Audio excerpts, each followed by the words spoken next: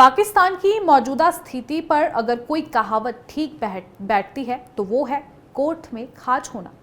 इसका मतलब है किसी की मुसीबतें या परेशानी पहले से ही बहुत ज्यादा हो और उसमें और अधिक परेशानी या मुसीबत जुड़ जाना। जी हाँ, पाकिस्तान के हालात इस समय ऐसे ही बने हुए हैं। पाकिस्तान अभी भारत के ऑपरेशन सिंदूर का दर्द महसूस कर ही रहा है कि उसके सबसे बड़े प्रांत बलूचिस्तान ने पाकिस्तान से आजादी की घोषणा कर दी है।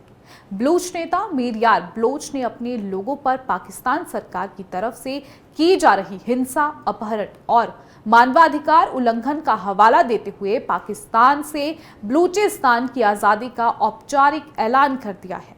इसी के साथ ही उन्होंने भारत समेत अंतर्राष्ट्रीय समुदाय से अपील की है कि उनका समर्थन किया जाए। मीर यार बलोच ने भारत से नई दिल्ली में बलूच दूतावास खोलने की इजाजत मांगी। उन्होंने संयुक्त राष्ट्र से बलूचिस्तान को स्वतंत्र देश के रूप में मान्यता देने, करेंसी और पासपोर्ट के लिए अरबों रुपए का फंड मांगा है। ऐसे में सवाल ये उठता है कि किसी भी देश को अंतर्राष्ट्रीय स्तर पर मान्यता देने की प्रक्रिया क्या है। बलूचिस्तान को एक देश के तौर पर स्थापित होने के लिए क्या क्या करना पड़ेगा। सबसे पहला सवाल यह है कि बलूचिस्तान अलग से देश बन पाएगा? क्या बलूचिस्तान पाकिस्तान से अलग हो सकता है? इसके बारे में समझेंगे।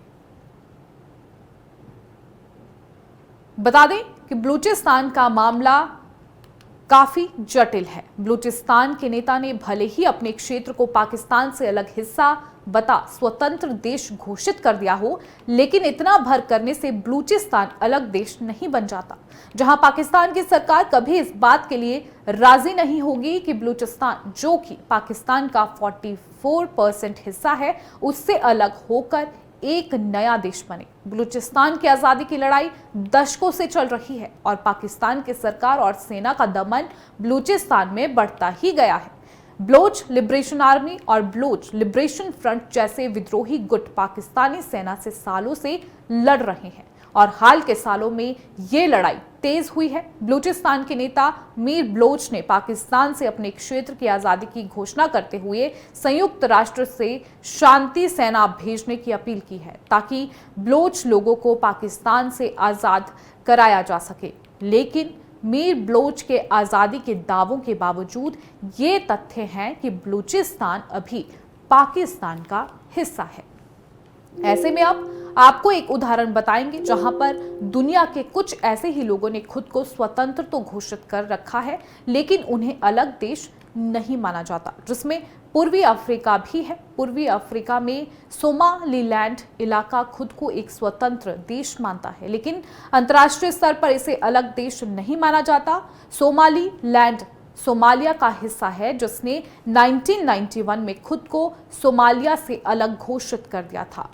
सोमालीलैंड में लोकतंत्र का शासन है और चुनाव भी होते हैं। यहाँ के लोग सोमालिया के मुकाबले तेजी से समृद्ध भी हो रहे हैं, लेकिन किसी भी देश ने अब तक सोमालीलैंड को मान्यता नहीं दी है। सोमालीलैंड को संयुक्त राष्ट्र ने भी अलग देश होने की मान्यता नहीं दी है, इसलिए घोषणा के बावजूद भी सोमालीलैंड एक अलग देश के रूप में नहीं गिना जाता।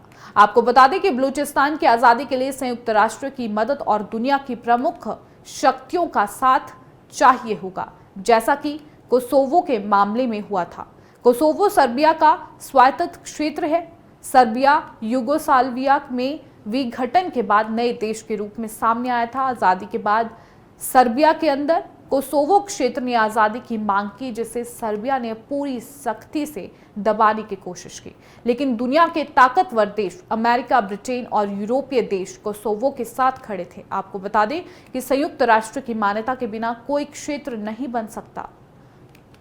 देश किसी क्षेत्र ने अलग खुद को अलग देश घोषित कर दिया और अलग संयुक्त राष्ट्र ने उसे मान्यता नहीं दी, तो अंतर्राष्ट्रीय स्तर पर उस क्षेत्र को देश नहीं माना जाता। जब किसी आजाद घोषित क्षेत्र को संयुक्त राष्ट्र देश के रूप में मान्यता दे देता है और उसे संयुक्त राष्ट्र की सदस्यता मिल जाती है, तो वो सभी अंतर्राष्ट्रीय सहायता का लाभ उठा सकता है, चाहे वो अंतर्राष्ट्रीय मुद्रा कोष से कर्ज लेना हो या फिर संयुक्त राष्ट्र की संस्थाओं से मदद।